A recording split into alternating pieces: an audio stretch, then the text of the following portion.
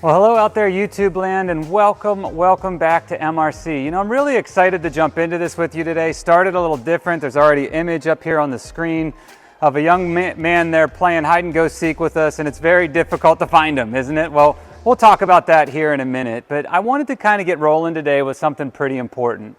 We're in this deeper dive into Solomon's wisdom, and today we're going to start talking about the heart. Now, this is going to be a little more of an intense conversation, but a very important one as we circle back and dive deeper into Solomon's wisdom. And I want to start with some questions because I want you thinking with me as we get rolling here today.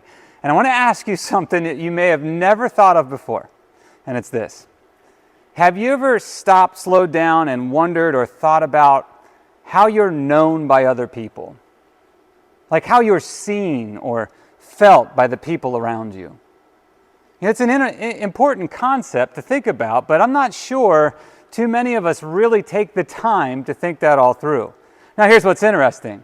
You certainly think about how others make you feel, right? You certainly think about how you see, feel, and experience other people in your life, but I wonder how many of us have taken the time to really think through how we are felt, how we're seen, and how we're heard.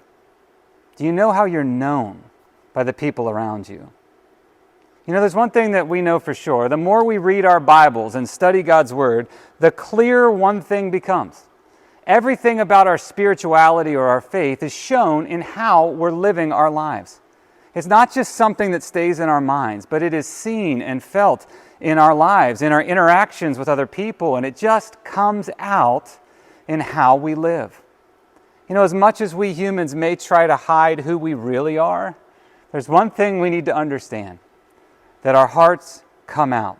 The true condition of our heart is coming out. Your spiritual condition is seen and felt by everybody around you, and you just can't hide who you really are. You can pretend, you can smile real big, and you can be really, really kind, and you can even do some good things along the way.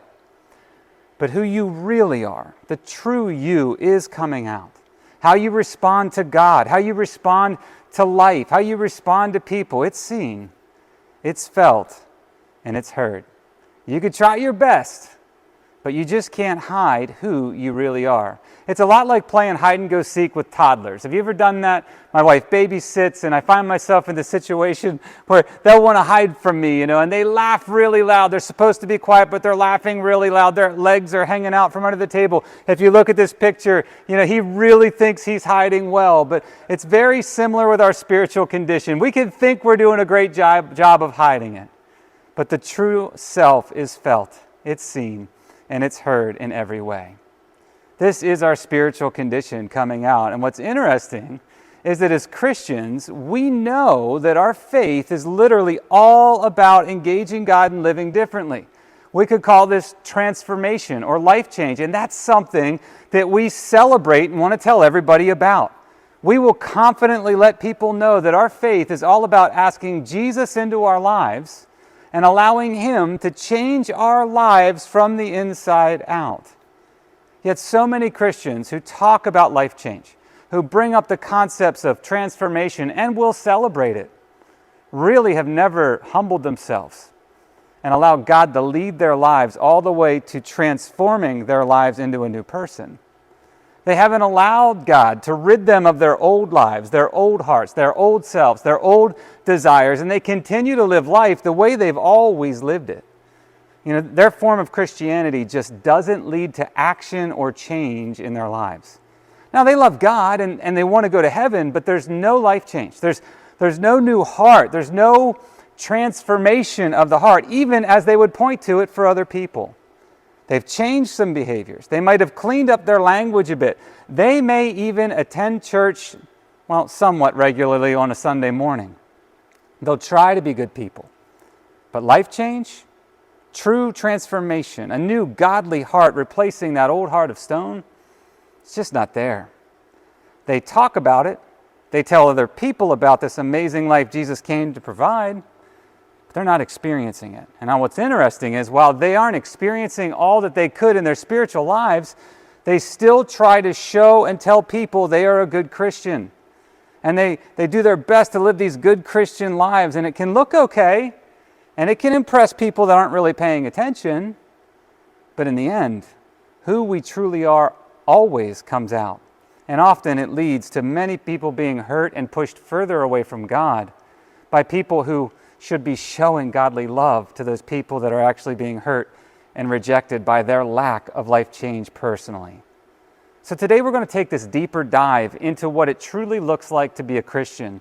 And we're going to dive really deep into why so many talk up their faith but aren't really living it. And frankly, we're going to see that Solomon is going to explain that a life lived in godly wisdom is a life that is lived with a transformed heart and a focus on the condition of our hearts. You see, the wise, they understand that life is all about the heart. Your heart condition, what we could call your spiritual condition. And I would say the real you, it will come out, and it does in various ways. You simply can't hide your heart. It's seen, it's felt, and it's heard. You know, over the last couple of weeks, we've spent some time in Proverbs 15 and 16. Those are important chapters because what they're really showing us, Solomon's walking us through a godly life and what it looks like. And I think there's a bit of a shift in chapter 17 where he starts to talk about the heart. And he's diving deep into exposing different issues of the heart, things that should be seen and not seen inside the life of someone living for God now. And what's interesting is that so many of us would never associate wisdom with our hearts, would we? No, we would associate wisdom with our brains and our intelligence levels. But remember what wisdom actually is. It's not just intelligence. It's not how high your IQ score is. Wisdom is knowledge and the capacity to live it out. That's really important for us to see because we can think a lot of things in our brains, but it doesn't necessarily mean it's transferring to our hearts, which would lead to it coming out of our lives. And if it's not coming out of our lives, it's nothing. It's empty. That's a waste of time. Solomon understands this.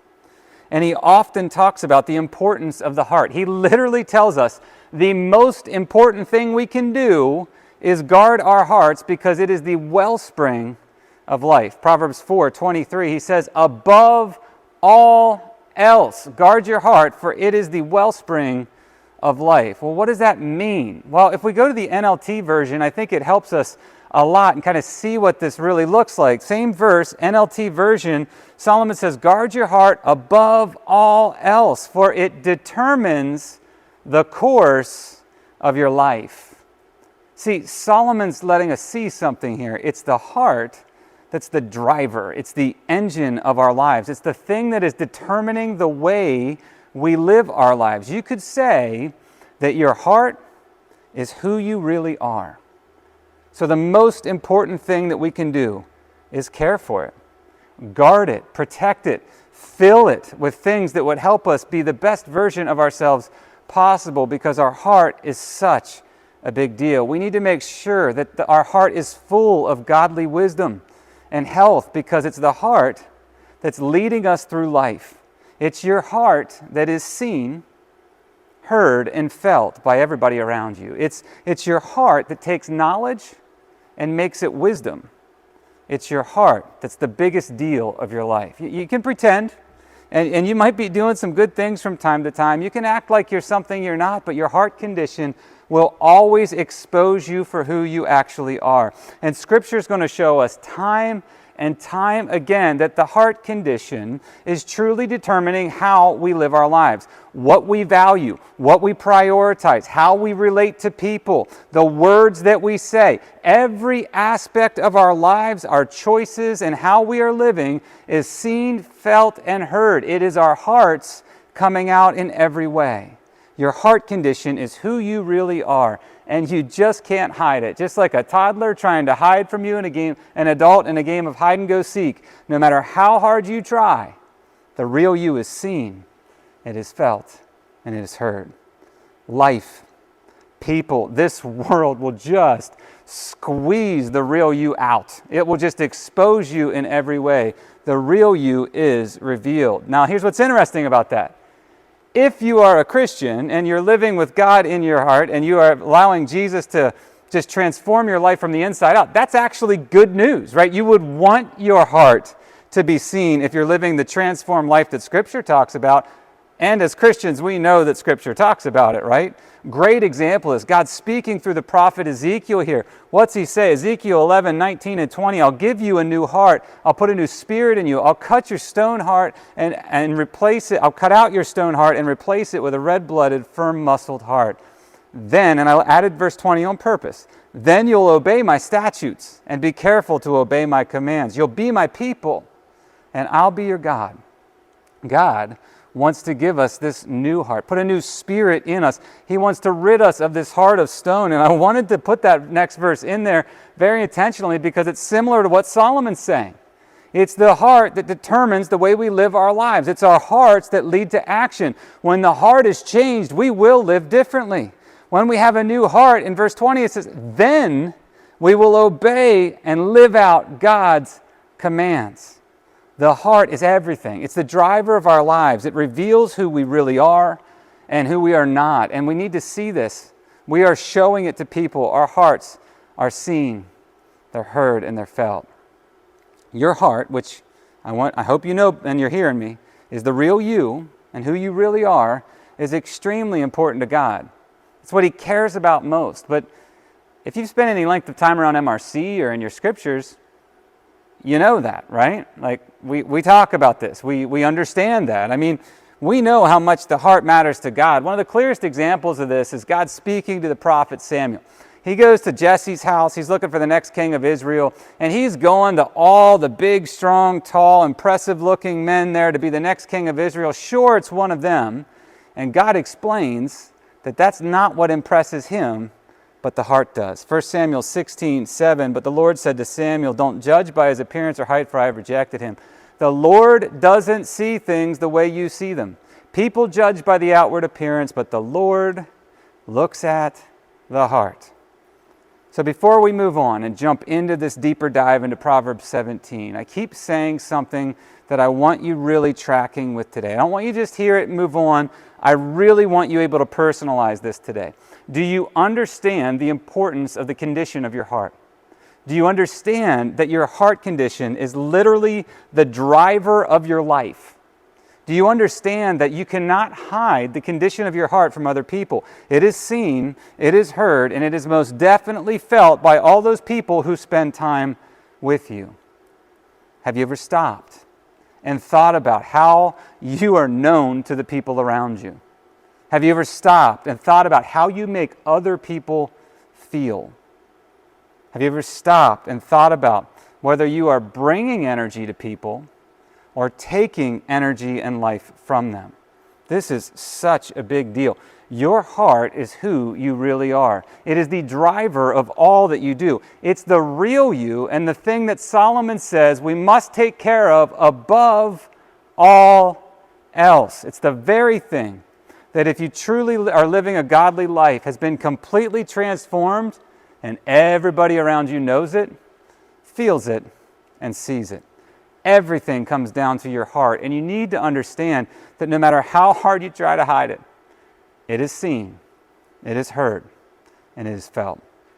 The wise understand this and focus on their heart condition and are constantly growing. The fool, well, they live a stagnant life. They have no interest in dealing with, creating health in, or protecting their heart. The wise know people well because they view people through this truth and they see past the fake, shallow acting stuff because they're looking at, listening to, and paying attention to the heart. See, the wise, they truly listen. They pay attention to the words that are spoken, the choices that are made, the interactions they have because they understand the heart comes out.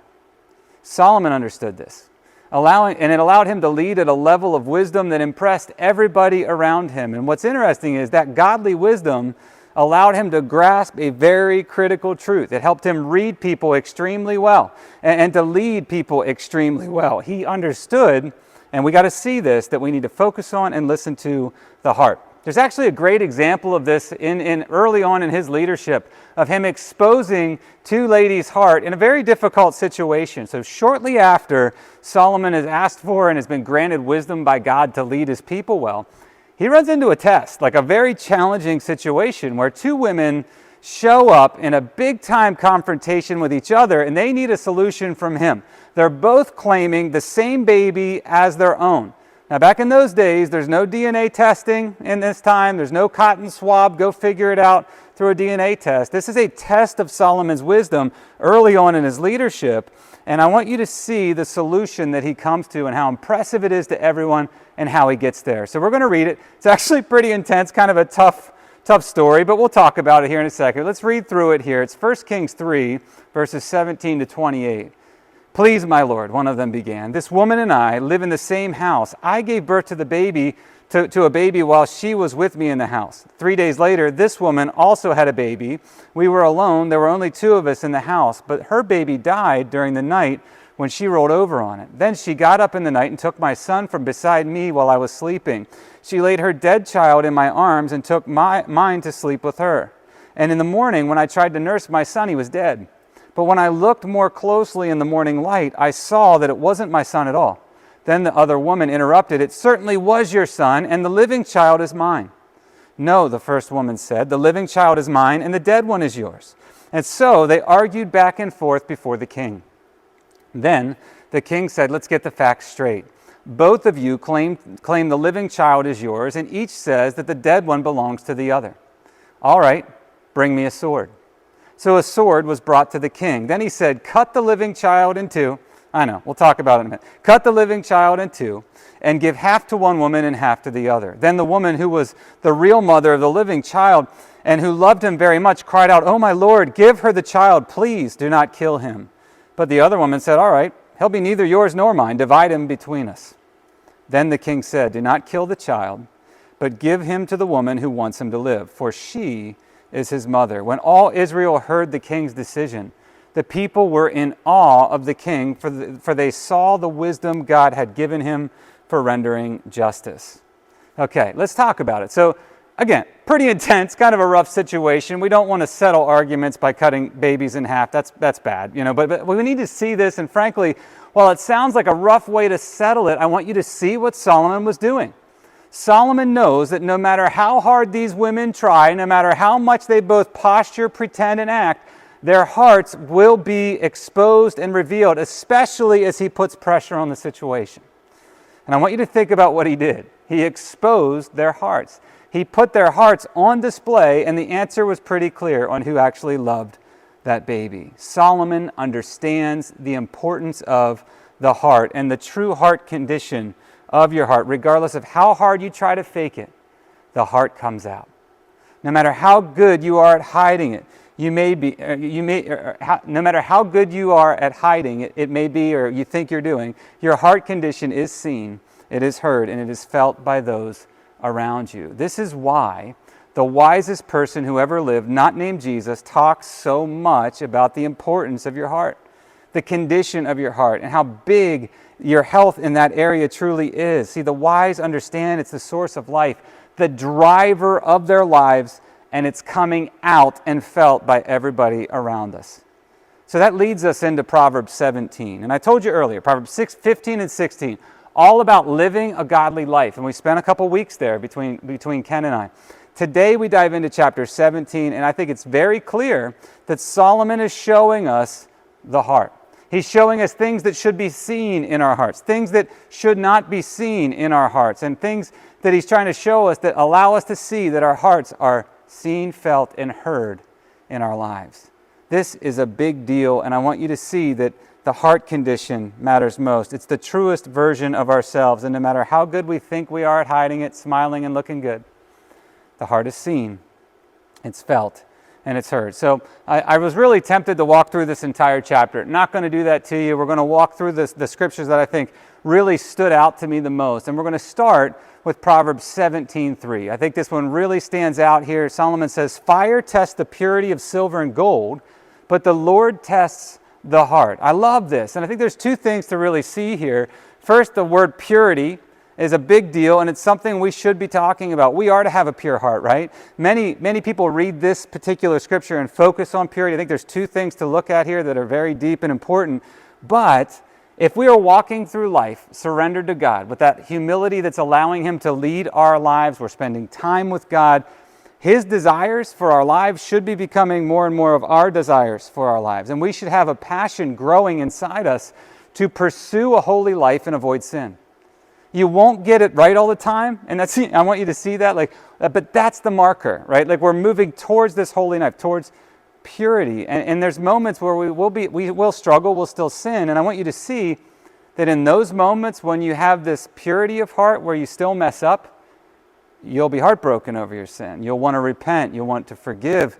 You want forgiveness. You'll feel conviction over things rather than having this indifference to sin that we often see in the world today. I mean, let's face it, we're living in a world today that seems to continue to blur the line between sin and godliness more and more each day. So that is very important, to pursue a holy life and live with a pure heart. But one of the things I think is also very important for us to see there is what tests the purity or the heart condition. For silver and gold, it's fires. And I would say for us in life, it's different adversity that hits our lives. It's tests, it's trials, it's all that we walk through in life as life presses in, hits us, hurts us, the gut punches that we take all the time. The most challenging moments of our lives reveal who we really are and the true condition of our hearts, don't they? You want to know who somebody is? Just watch how they respond to difficulty and challenges and pain in their lives. It's under pressure that the true heart condition comes out. That's why Solomon in another place in his Manual of Living says if we fall to pieces in a crisis, there just isn't much to us in the first place. We can't hide who we truly are. The heart is seen, it is heard, and it is felt, and it is exposed in difficult times in our lives. The very next verse, Solomon says this: evil people listen to evil ideas, liars listen to liars. In the NLT version, it says wrongdoers eagerly listen to gossip, liars pay close attention to slander. So oftentimes in Proverbs 17, as he talks about the heart, Solomon is going to point to what we are attracted to, what we drift to, like bugs to the bug zapper. What are the things that we are drawn to in our lives? And here, he's asking us what conversations and interactions we're entertaining and drawn to, and it is exposing where our hearts are at. In the Good News translation, it said evil people there. I added the NLT because a lot of us will see evil people and say, well, I would never be that. But when we look at the idea of gossip and slander, well, if we're honest, small town USA, in other churches, not here, but like in other places, we might see this coming out of our lives. So take a moment and think about the conversations you find yourself in at work, around town, with your family, maybe when you leave your family events, an extended family, around your children's sports teams, about their coaches and the other parents and families and players, and even inside your church community. And remember, no matter how hard you try to hide it, your heart is seen, it is felt, and it's most definitely heard. So what or who are you drawn to? What conversations do you find yourself in? This is important, and it exposes the heart. The next one we see is Proverbs 17, verse 5, where he says this: those who mock the poor insult their maker. Those who rejoice at the misfortunes of others will be punished. Now listen, as Christians, one of the things that hopefully we know by now is that we really have two jobs. We have two things to do. It's really one, but it's two. Love God and love others. That's what it's all about. That's who we need to be. I admit to you, it's easier to love God than love others. I just keep saying you struggle and love others, keep loving God. It'll work itself out. You'll end up loving people too. But you need to see this. How are you doing with this? Do you compare, rank, and compete with other people? Can you celebrate when someone else succeeds? Can you have literal joy for a person and be actually happy for them when they find health or success in their lives? Do you scroll through your social media doing the must be nices as you look at all the things that they're doing that you're not doing in your life? Do you find some secret joy when you see someone you maybe have a problem with struggling a bit in their life? See, this is your true heart coming out. Remember, no matter how hard you try to hide it, the heart is seen, it is felt, and it is heard. If we skip ahead to verse 9, Solomon says this, "Whoever forgives an offense seeks love, but whoever keeps bringing up the issue separates the closest of friends." So we know as Christians we are to forgive, right? Just as we are to love, we are to forgive. And we know that forgiveness is a big deal, and we forgive because we're forgiven. We say it a lot. Hurt people. Forgiven people, forgive people. This is another great way to see and feel and hear somebody's heart. How do they act when they're hurt? Are they able to forgive? Can they let go and give people the same grace, love, and forgiveness that they would hope to receive in their own lives? Or do they keep holding on to and bringing up the issue over and over and over again? Can they forgive some people, but not other people? Like there's some people I can let go, but this thing here, are there conditions to their level of forgiveness? See, forgiveness is a big deal. It's actually so important, and we don't like reading this, right? But Jesus says that if we can't do it, God won't do it for us. Yikes, right? Scripture also says that if we don't love, well, we're liars, and we truly don't have God in us because God is love. And forgiveness is really going to tell the tale here. Can you forgive and let go of things? Do you talk about hurts and wounds, and that if you really stopped and thought about it, they happened years and years and years and years ago at this point, but to you they happened yesterday, but you're still carrying that around.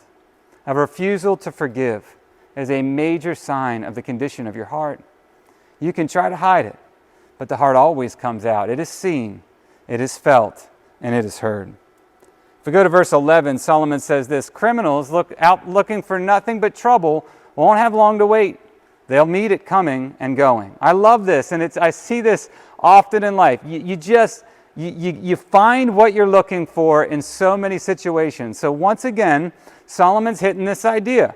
What are you attracted to? What are you drawn to? Just like earlier with gossip and slander and lies and those types of conversations, those with the wrong hearts are attracted to and they are seeking trouble. And it's amazing because we find what we're looking for in any situation. It's interesting, isn't it? We always do get what we want from any environment that we find ourselves in. You know, years ago I went to this Flyers game. This isn't in my notes, but I was thinking about this. And I walked in, I had a great time. They were playing the New Jersey Devils. Devils bad, right? So they're rivals, it's a whole thing. But I had a great time. It was peaceful and it was fun. But what was interesting was there were two groups of young boys that I saw there. One all set up in Flyers gear, the other all set up in Devils gear. And they went around looking around for a fight, and eventually they found it. It was pretty wild to see. I didn't find a fight. I found peace and fun there. You get what you're looking for. This happens around church and often. It's kind of interesting to me to look at this, and I want you to track with this situation. Two people can walk into the same church environment, same leadership, same worship, same structure, same everything, right? And they can walk into that environment, and one walks in there and they're looking for life change. They're looking for God. They're looking for acceptance. They're looking for community. They're looking for positives in their lives, and they find it. Well, the other walks in very skeptical of church people. They know they're hypocrites. They know people are sneaking around in the pews trying to take their wallets out of the back pocket.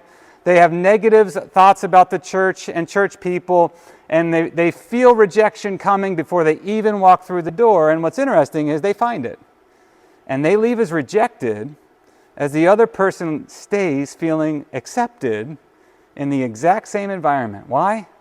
You get what you're looking for.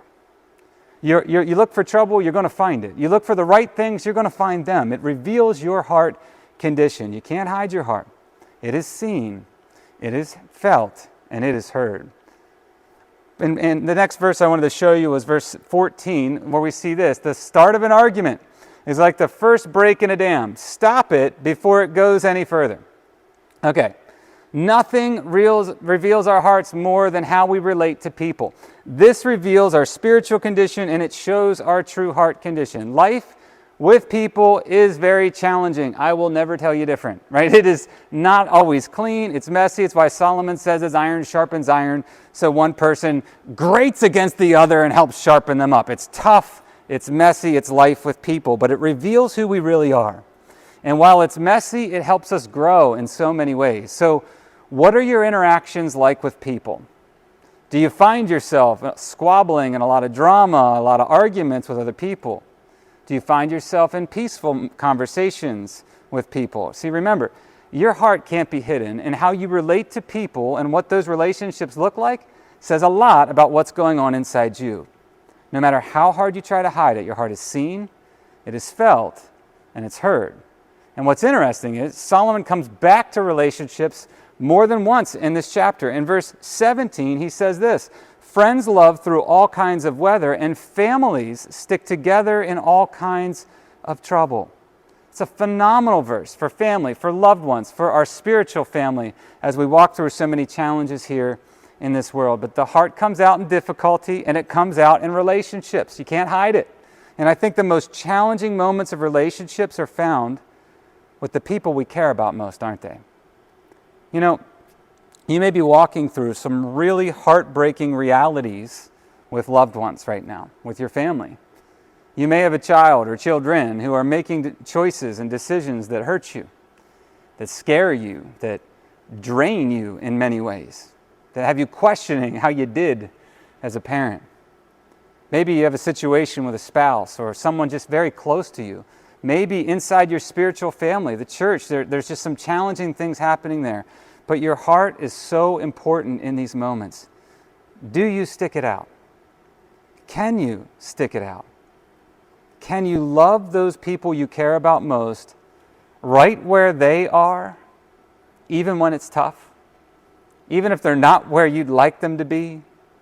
Even if it doesn't look like you want it to look? We stick it out with those we love in the tough times. Our hearts cannot be hidden.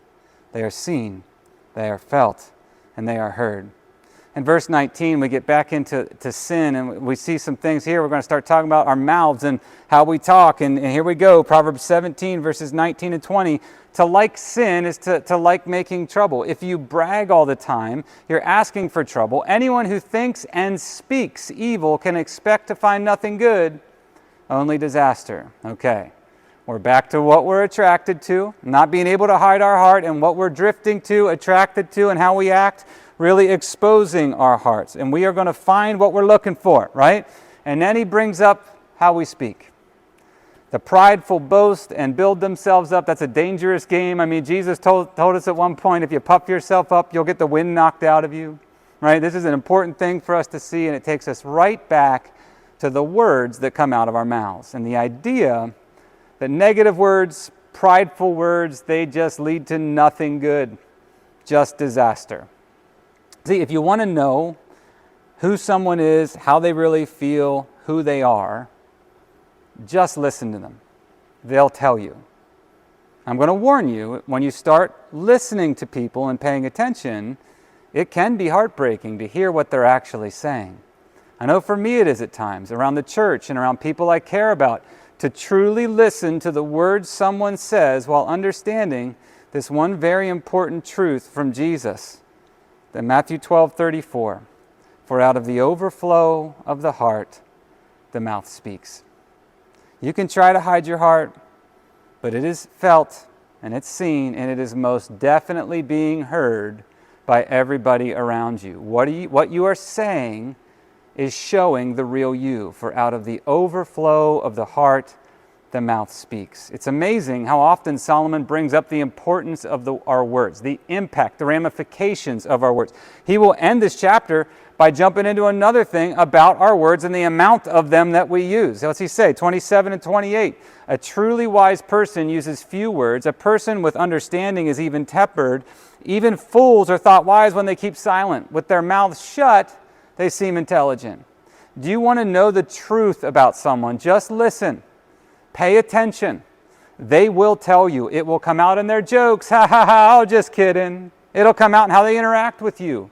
It will come out in the subjects that they want to talk about all the time. It will come out in how much or how little they actually speak. It comes out in their words and how they use them. Do they build you up? Do they tear people down? You can try to hide who you really are, but your heart is seen. It is felt. And it is most definitely heard. Jesus says, Matthew 12:34, for out of the overflow of the heart, the mouth speaks.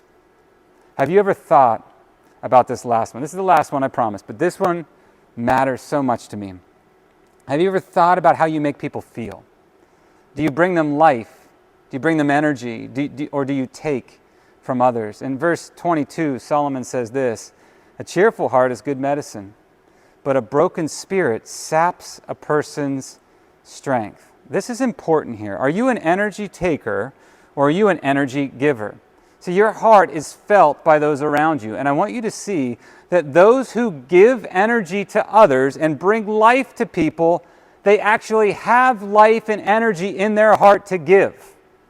Those who take energy and life from people, they have no life or energy in their heart to give to other people. They're living at a deficit. I want you to think about this. Think about yourself right now. You want to know if you're an energy giver or an energy taker?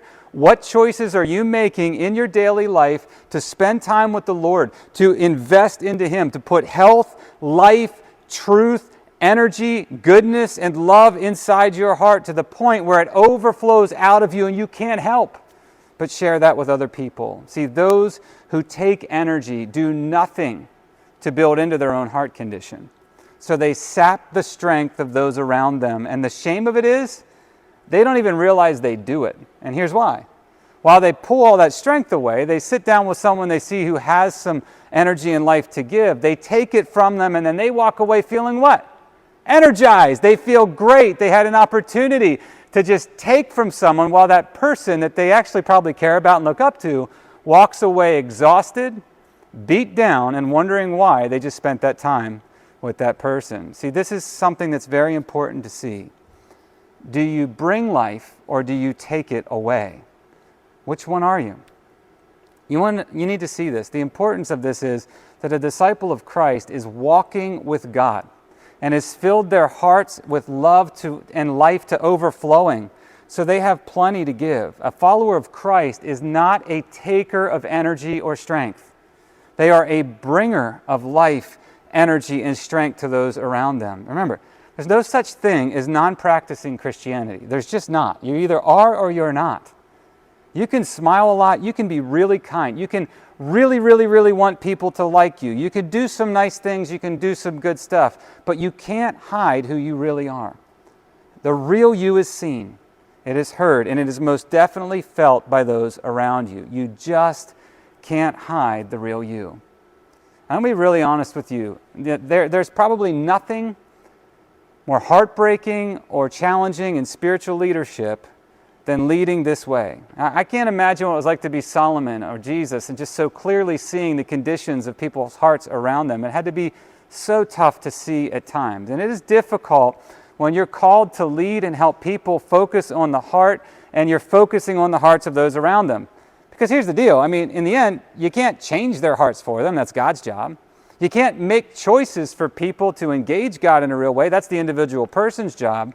But as you walk through life understanding this truth, that the heart is seen and heard and felt, you begin paying attention to it. And I got to tell you, when you're paying attention, it can be heartbreaking to see where people you care about, inside and outside the spiritual family, around your loved ones, where they actually are, because the heart always comes out. You can say one thing, but your life will show who you really are. I would say that's the hardest thing about leading spiritually, listening to the words people speak with the understanding that out of the overflow of the heart, the mouth speaks. Watching people as they struggle through crisis, falling to pieces in the middle of tests, fires, and challenges in their lives, understanding that our true heart condition comes out as life tests us. Watching people who choose to live their lives for themselves with no real care about sin, no choice to pursue holiness, and it's just difficult to watch in someone's life. We see people choose to live their lives for themselves each day. They simply will not place God first in their lives. They choose to ignore their heart condition. They have no interest in investing into the heart, so they have no life or energy to bring to others, and they take and drain life and energy from those around them who actually may have some life to give. And it's so painful to see, because the heart condition is the real person, and the heart always comes out. It's seen, it's felt, and it's heard. You just can't hide your heart.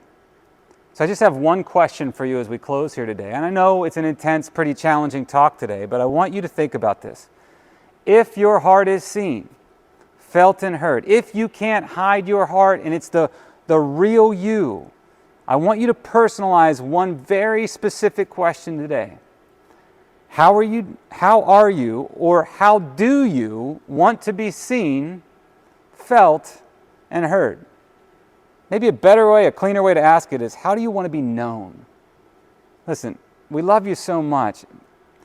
And this is important. I know it's heavier, but this is important. We must allow God all the way into our lives. That means all the way into our hearts so He can transform us from the inside out. If we do, then we are seen, heard, and felt in incredible ways. We're literally able to share life and energy and love, God's love, to everybody around us. The world sees that transformation. They feel it in everyday life. And it only happens when we're choosing to allow God all the way in, prioritizing Him into every aspect of the day, walking in step with His desires and His commands for our lives, and engaging and actively walking with Him each day. If we choose to continue to live the lives we want in our own fleshly desires, pursuing what we want rather than what God wants, living each day for ourselves, checking out on life, on God, not worried about the heart, frankly, putting up defenses around the heart, not allowing God's word or love in, refusing to allow God all the way in. Well, unfortunately, that version of ourselves is very painfully seen, felt, and heard too. You can't hide your heart. It is seen, it is felt, and it is heard. The real you comes out. So the big question of the day as we close, and I want you really praying about this. I want you focused on this. I want you looking in the mirror and challenging yourself with this, is how are you known by those around you? How do you want to be known by those around you? Who are you to those around you? See, this is important because your heart, who you truly are, it's not a secret.